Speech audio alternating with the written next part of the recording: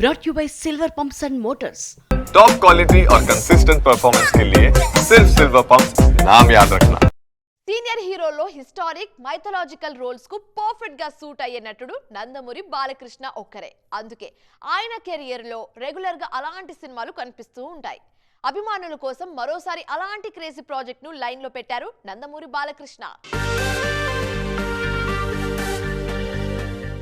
Present అఖండ 2 తాండవం cinema shooting లో బిజీగా ఉన్నారు నందమూరి బాలకృష్ణ. తన బర్త్డే జోష్ ని 2 రోజుల ముందే తీసుకొచ్చారు.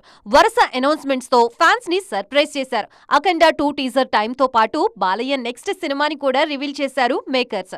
రాముడు, కృష్ణుడు లాంటి పౌరాణిక పాత్రలతో పాటు భైరవ దీపం లాంటి జానపద చిత్రం, గౌతమిపుత్ర శాతకర్ణి లాంటి చారిత్రక చిత్రం చేసిన నటుడు నందమూరి బాలకృష్ణ.